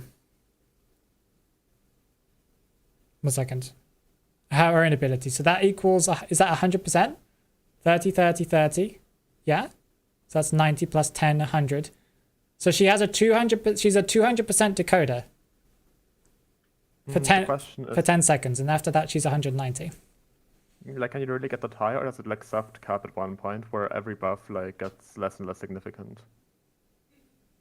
I don't know. I can't remember what the cap was. Because like vaulting speed and stuff should like soft cap at one point. So I don't know if it's the same with. Well, either way. It's still pretty fast. The normal decoding time is 82 seconds. It took you 41 seconds to decode it. Yeah, that's accurate then. Then that's correct? Yep. So where's the cap? Above that? Maybe there is no cap, just because like they usually like obviously they're not gonna do stuff like give survivors 200% decoding. Like it's always regulated, so not really. Well, essentially, it's possible, Mia, to buff it more. I mean, because yeah, imagine now you put like dancer boxes and. Well, dancer dies. If it, dancer's. Wait, how much does dancer's box buff you? It's 20. It's up to like a maximum of 20, right? With all three. Oh no, that would be crazy. They just nerfed it too, so I don't know what it is right now. So we're saying you put 3 boxes down. You have from one. You could do this in like 2v8, right? You get 3 or 4 dancers in, because I think there's a cap on how many you can have, how many dancer buffs you can get. Plus a 10% buff, or whatever it is, 20% buff from Postman. Plus Survivor's Instinct, because in 2v8 you could trigger that, I think, right? Plus Accelerated Decoding buff from 2v8 that you get from the, the phone booth. Plus her own buff and the new trait. Wait, does the new trait doesn't trigger, does it, in 2v8? Or does it have a clause? Because there's no Accelerated Decoding. So then... Yeah, probably it just doesn't trigger straight up. Okay, you can't use it. Spaghetti coding. Well, no, I guess that's on purpose. I'd assume. I guess that would be kind of crazy in 2v8. 10% for everyone. Most other things have like a different effect in 2v8. Like for example, abnormal, it specifically says like 2v8, this, no. So probably they just forgot about it. I don't know. I guess I assume that they were worried that decoding would go crazy in 2v8. It's already pretty crazy. I don't know, maybe. I don't think Nedis is worried, but yeah, sure.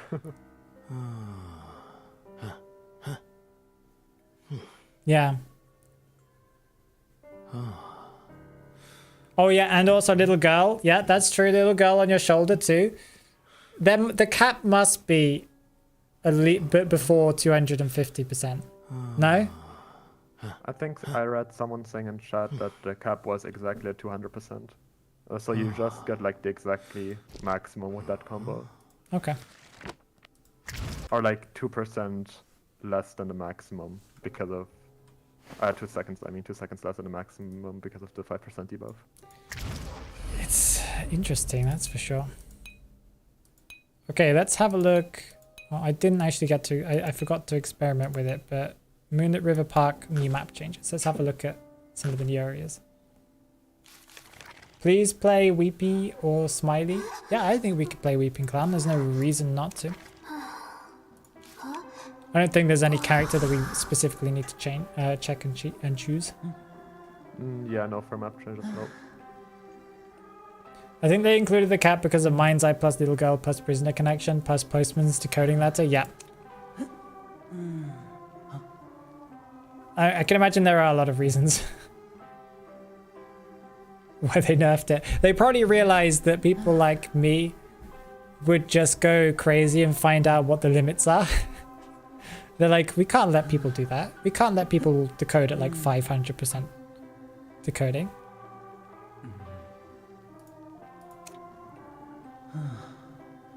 Geode, welcome. How you doing?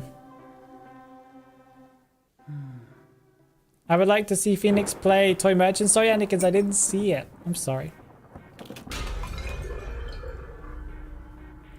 Can Dancer decode faster with music box and all these buffs? Yes. So what did they change? They changed, well, the first stop and the last stop, right? Yeah, essentially. In Phoenix, you need to put on full screen, by the way. Oh, thank you. Okay, so there should be a drop down thing here. There is. Okay, well, I think I'm at the opposite roller coaster stuff. Yeah, I'm on the other end. Yeah, but there's certainly a drop. Yeah, there's 2 drop downs at this one. So. This one's kind of interesting because usually it gives more time for the hunter to catch up when there's just like a blocked wall here. But now the survivor can pretty quickly just drop down to whichever side they want to the exit gate. It means that they can get to the exit gate much faster. So teleporting is less reliable on this map now. And also, yeah, that they now have 2 choices. They can either go this way to the new pallet that's down here, because you have this area here now. It's kind of crazy. It looked a little bit further away in the video, but this is kind of cool because you can just drop this if the hunter teleports, and you can either continue transitioning this way to the window and dungeon, because dungeon's right here. Hello. Hello. So imagine you teleported here, yeah? I would essentially just transition here, and now I decide to like play this palette. Yeah, and then either if I'm in the braking animation, you can get like to the next. I can go here and loop this area, or like just this one. Or you can go here, yeah. That's a little bit more risky because they can go around, but there is this physical object here. There is this thing that's actually surprisingly handy to have against ranged abilities anyway. Hello. So that's kind of cool. That area was impossible to kite when hunter teleports, yeah. It's good that they added it. I don't think it's bad that they added it. I think it's a nice addition. There are some parts of this map I'm going to show you the bit that I'm not happy with, and we're going to see how well it works. Especially in 2v8, this bit here is going to be insane, because the usual thing you do is you go up here, you go down the slide, you know, you wait for the hunter to go up to the slide and you drop down. You come in here, you drop the pallet. If you want to, you can drop this one, yeah? And now you can just transition to this place. And you can just go back and forth. And then you can just go back to here. Yeah, by the time I break that pallet, you're back here. So I'd have to like essentially break this one early. And I could just continue transitioning. And if you have enough distance, because right now, you know, Mia's really, really close because I was kind of showing off things. You could easily transition to this area. Usually survivors can, and most survivors already do get to this area. But it's about here that when the hunter's getting pretty close. And you can't always make it to the staircase. But now you have an extra pallet before this. Could give you time to get to the window. Of course, Mia's like right behind me right now. But yeah, but we just ignore that. And you have a pallet, and you have a window vaulting speed buff now. So it's easier for some survivors to actually get over that window without any issues. And then we have this crazy area.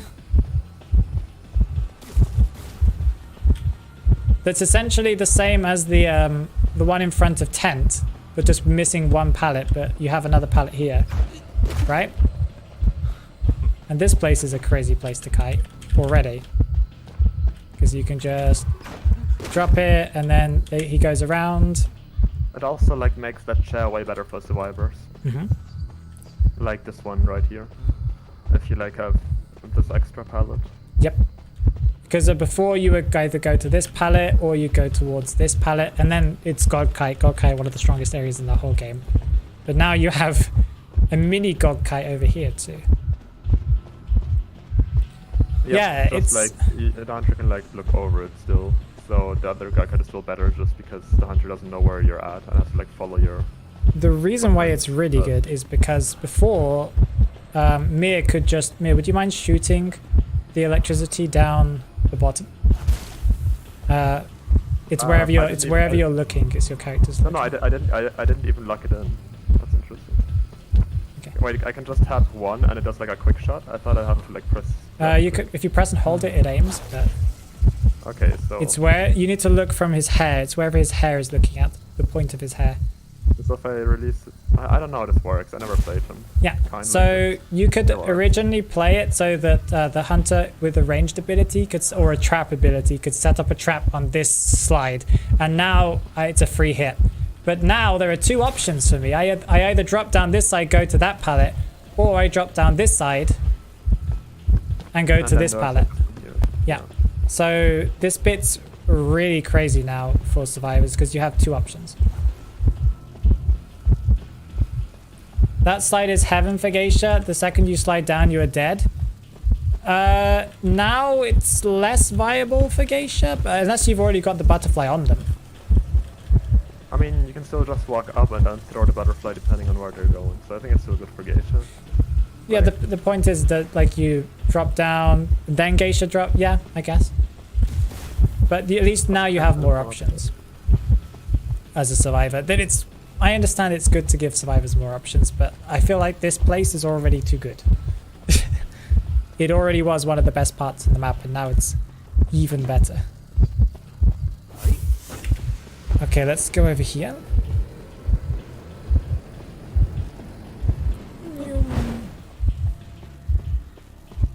So if I'm not really sure why this is here.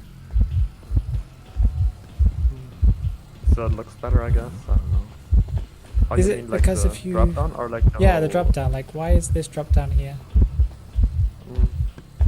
I mean, I was gonna say to like make Acrobat less of a problem, but Acrobat can still just go this way, right? Yep. So I don't think it does anything to Acrobat. Is it just so if the hunters? Because before, what you used to do is like Mia would be coming.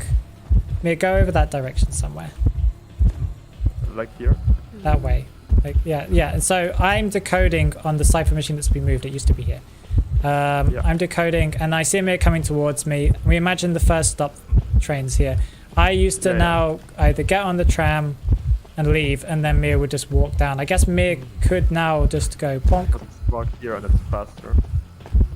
And it also gives the survivor more of a chance as well to kind of not just... Yeah, because if you don't make it for the roller coaster and you don't want to risk the terror shock, it's a free hit usually. And now I guess you can go here and try to like go back to the pallet. Yep, you could take the hit and then drop, and then and get to this pallet, go to the slide, then take the new pallet that's I think essentially faster to get to than the other one. I now drop this, you come and chase me around this wall for a bit. I don't know, you just need to be really careful that you don't get like hit while the hunter is dropping down and like cancel the attack. And then I just go into God Kite and it's the normal thing. That's a strong transition. That's a really, really strong transition. Are there any more parts? Oh, there's a new wall. Yeah, follow me, man.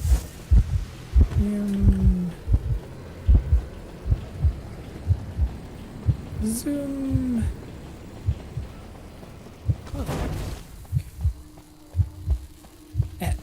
I'm trying to get squeezed past. Okay.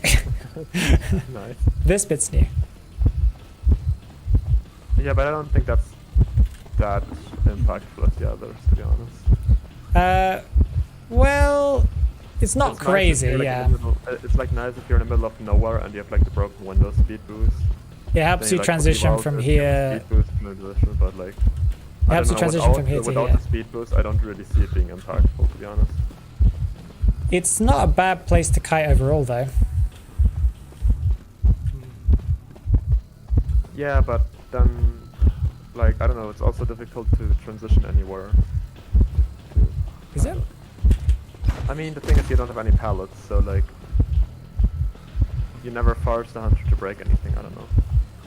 I feel like there's way better areas for survival. Yeah, but the fact is that now I now have my vault buff. I just transition here. I can either decide to drop it or not. Yeah, exactly, that's what I mean. Like, it's really useful for the broken window stuff. If you're like in the middle of nowhere, don't know where to go, and you need a speed boost. But apart from that, it's like me. It's also good if you are just doing this stupid loop of where you just, you know, if you have enough distance on the hunter that currently I don't have because Mia's right behind me, but you can abuse this for at least a couple of seconds. And now you can just drop off and go bye-bye.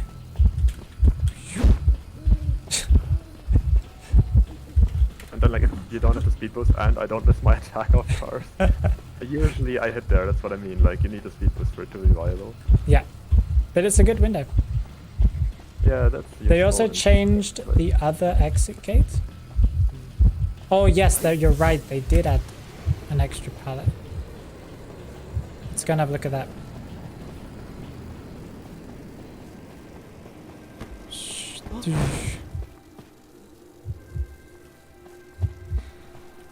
I think I understand why this is here. Often you'll see survivors kind of drop this pallet and they'll kite this area, or sometimes they'll drop both of them and now they're stuck.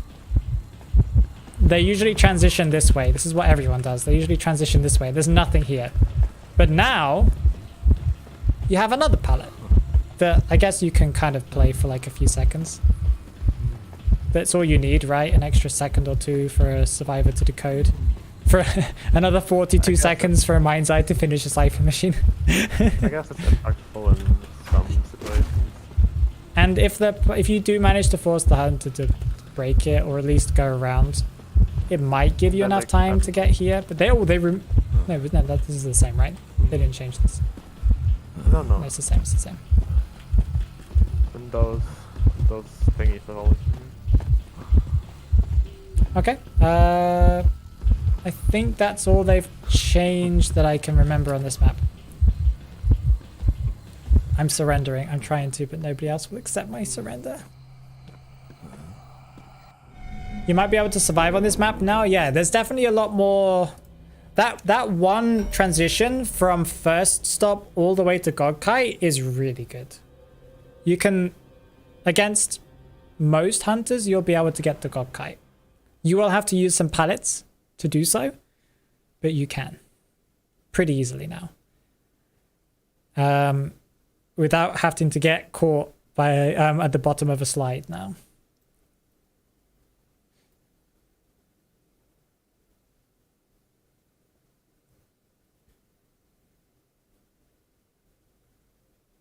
Interesting, very, very interesting. Haru is now dying. Moonlit was hunter sided. I think it was. I don't know. I mean, I always like considered it a better map for hunters than like all the other maps. Than Sacred Heart. We did a video about it. What people thought. I think it really depends. Like I think if you have a okay, I can't talk. If you have a hunter with map pressure, it's hunter sided. If you have like a hunter with zero map pressure, it's pretty survivor sided. Yeah. It's like hit or miss depending on what you're playing. There are some good ones and some bad ones, but that's the same with most maps, I think.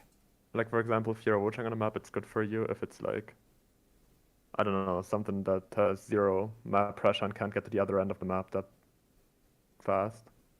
I don't know. No, I agree with you, I think. It's pretty bad for hunters. So. Welcome, Yoshi. Godkite, it's going to be really hard for Hunter now. Yeah, Godkite's had a serious buff. That whole area there is kind of crazy. Is Arms Factory, they removed the God palette? They did. We already know how that's going to play out. I think that's a good change, though. We've already discussed that. The fact that there are like three pallets in that one block, plus the plus the other three that transition towards factory, that is again one of the strongest places on the map. I think it's fine because it was an easy transition before, and they needed to simplify it, make it more of a mind game thing. It isn't? Isn't what? One thing that you used to have in Arms Factory in that middle one was just crazy because you could just go around the walls forever. If you were a hunter, if you were a survivor that had some type of stun ability, or you were some kind of character that had a movement speed ability, or just someone who could see through walls like Mind's Eye, there was one wall with two pallets, you know, the kind of L wall, that you could always just play the hunter, like most of the hunters. And they could not do anything about it because they have to fear you're going to pallet stun them. Kind of crazy. And if you do drop the pallet, you then just go towards the other three pallets and then go to Arms Factory, and then you do the factory itself, and then you do that loop. And I think it just means that you have to be careful now. You can't abuse boat now. Actually, I never saw what happened to boat. Like, I saw the images, but I didn't understand what they actually did. Can we have a look, man? Yeah, let's go. I guess I'll be hunter, I don't mind. I want to see what they did to the entrances. Like, how many entrances are there to boat now? Because some people were explaining that there were like 3 now. And I thought there was only 2 and they just moved the entrance. Oh, that's what I said originally on the video, but people were telling me no, that they had 2 more entrances. Oh, okay, I'm very confused.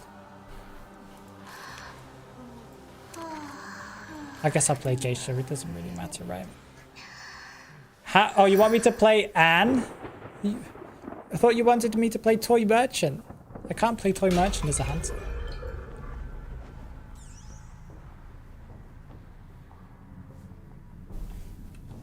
Okay, so boat. They moved it then, yeah? Full screen.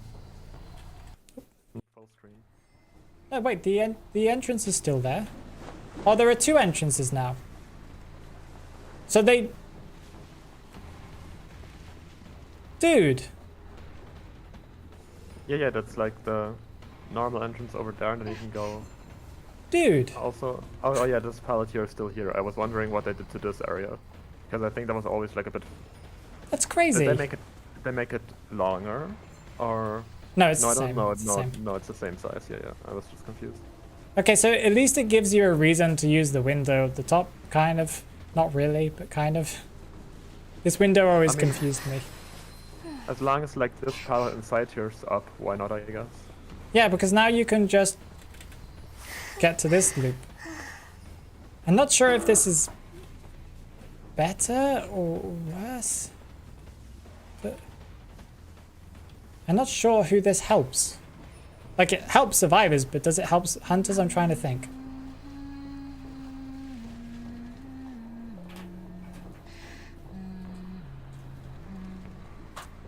In what situation would this help hunters? Because I can think of at least 2 or 3 reasons why this helps survivors. Yes? Because often survivors will kind of go up here and then decide to drop down. Yes? Instead of going all the way up, because they know that they can't make it to the to this far window. So they'll just drop down here. Now they have a way of doing the normal loop. But how would it help a hunter? They can go to beach faster. But why would you want to go... Oh, I guess it helps with hunter spawn? Yeah, I guess. So if the hunter, like, spawns here, that there is a spawn here, I guess it just shortens that spawn a little bit. Because now you can go to beach faster. Okay. No, okay, that's good. It gives survivors somewhere to transition to from beach. Another place to transition to, I guess. So now the hunter can't just be like, I'm gonna stop you from going this way. Like, if you go this way, I'm gonna go this way. If you go now, if they transition this way, they can just go towards the big boat and get there pretty cleanly. Oh, with a little bit more difficulty, but less than before.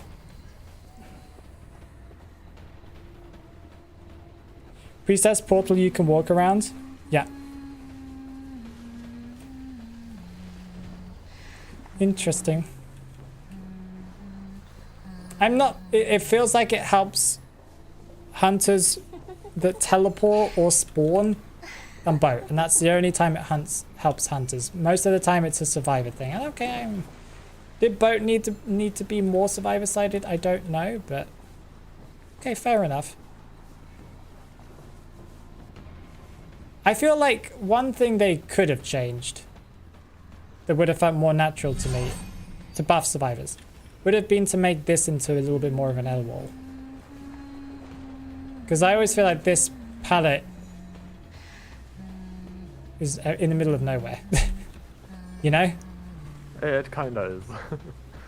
Make this into a tiny L wall, add a box here. Make it playable on its own. And that would have been good enough, in my opinion. Because you can't really transition to it. Yeah, this palette's useless, yeah. Just give it an L wall treatment.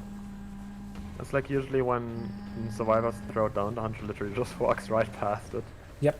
Haru's right, like... they did add an extra thing over here.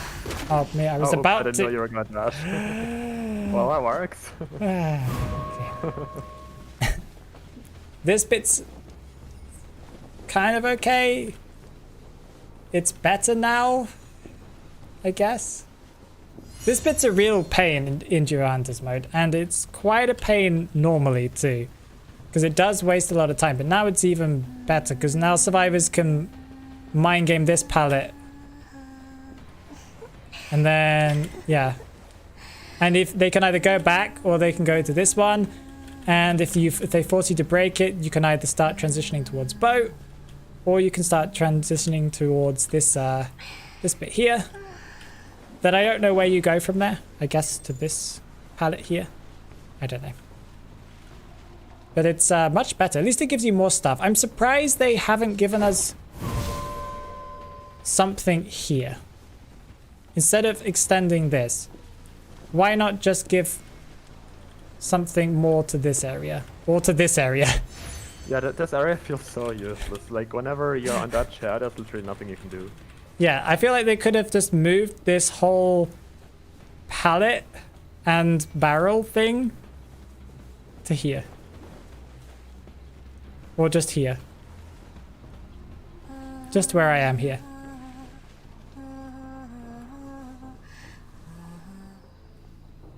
Because you're not going to transition anywhere from this chair. You're going to get hit. See you, Corey. Thanks for hanging out.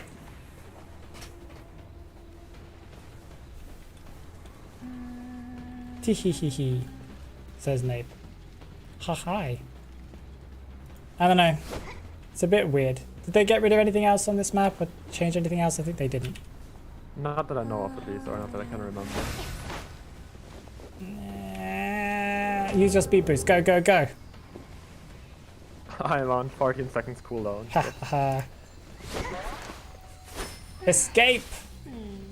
Do it! Oh, yeah. I guess you should use it after you drop a pallet or something. Oh, okay. Well, I'm just gonna use it for the funsies. It's kind of satisfying, not gonna lie. Dude, you're so fast! That you are faster than a hunter. That's interesting. That's weird. That's what I said. It's super satisfying when you hit them all. Not gonna lie, It is, like yeah. cool Sonic makes. It's just like I'm always so like inclined on like pressing space because like they feel like vibrations. I don't know how you check Geisha Stash on PC, to be honest. You have to right click. Yeah, I just figured it out. Hey. I'm a PC player now. Look at me. They didn't? What? They didn't what?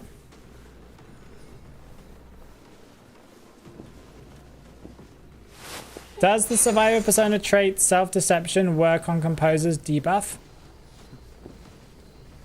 That's a good question. I guess we could test that, but... Actually, yeah, that's a good thing to test. Mir, would you mind taking self-deception at 3 stacks, please, for the next match? That's the one with the ear, the one that hides your calibrations. And play Composer. Oh, okay, yeah. Yep, gotcha. And just don't hit any of your notes. Just kind of just take your hands off the keyboard. Yeah, that's interesting.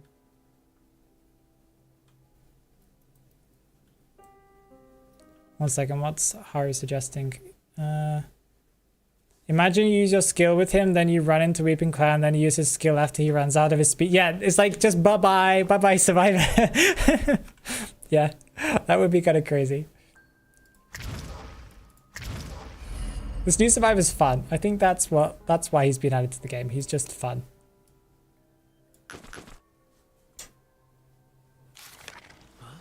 If he misses 3 notes, Cypher should notify the hunter, yeah.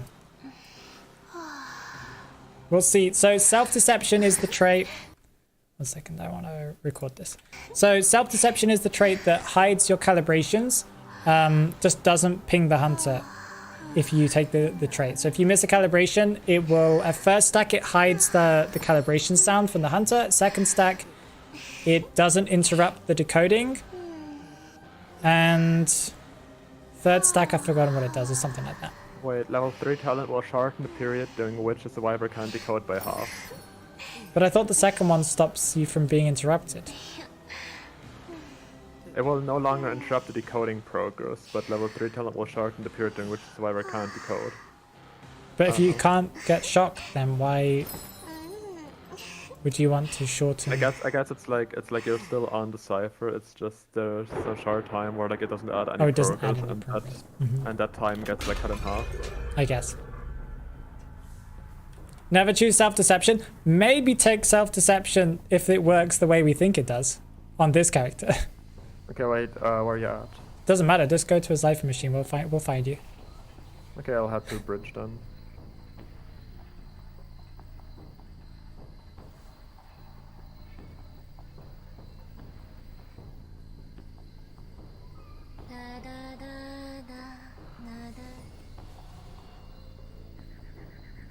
Tell me when you've missed some. I'm missing some right now. Oh. Okay, we got a calibration. We got another one. So, okay, so you can't take self-deception if you're not very good at Composer.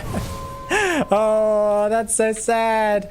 I thought it was like a hack to like, to be really, if you're really bad at Composer. That's funny. Missed some calibrations for us, Mir. Okay, there we go. There you go.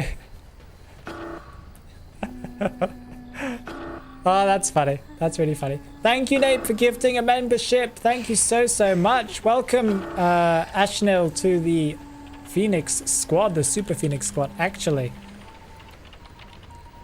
You having fun with them? It's kind of satisfying to like do them. I don't know.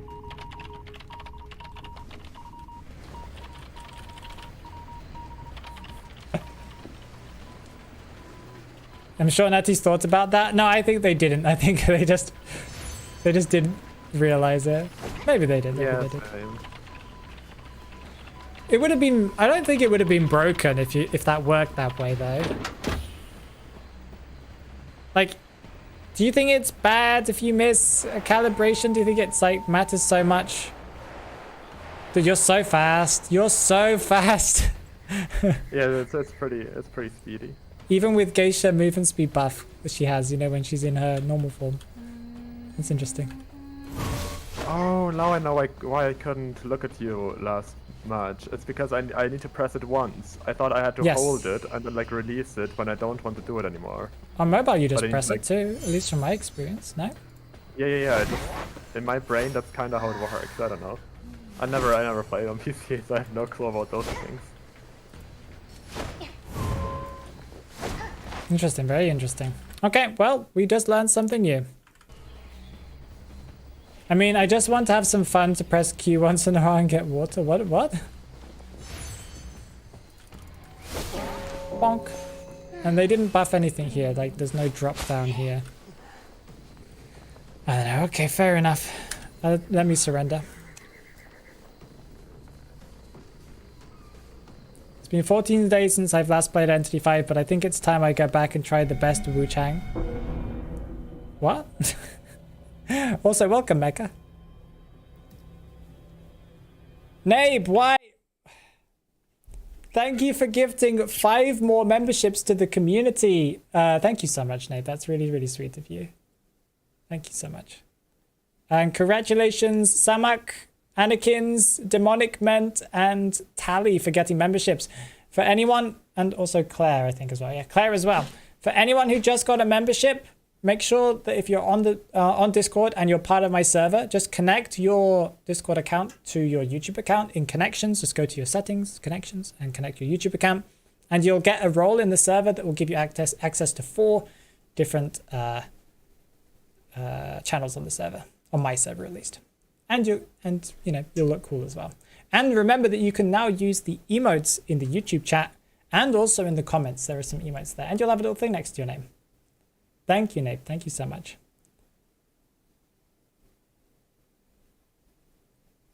Okay, it's about time that we find someone to raid, I think. So who are we raiding today, Mia? Any suggestions? I have no idea. You have the list of people who are online, so you do that. You're the professional. Well, the list is usually only shows you 5 people out of all that you follow, so unless you search it yourself. Oh, so well, oops. I have to go and find people manually on Twitch. It's usually how it is. We can see if there's anyone playing on YouTube right now. YouTube. There's so many little notifications going off in the background. Okay, there's people playing Pokemon and there's people playing DBD. So I guess we won't raid on YouTube. So we're going to go and raid. Num0 is playing. Should we go and raid Num? I think we'll raid Num. How does that sound, guys?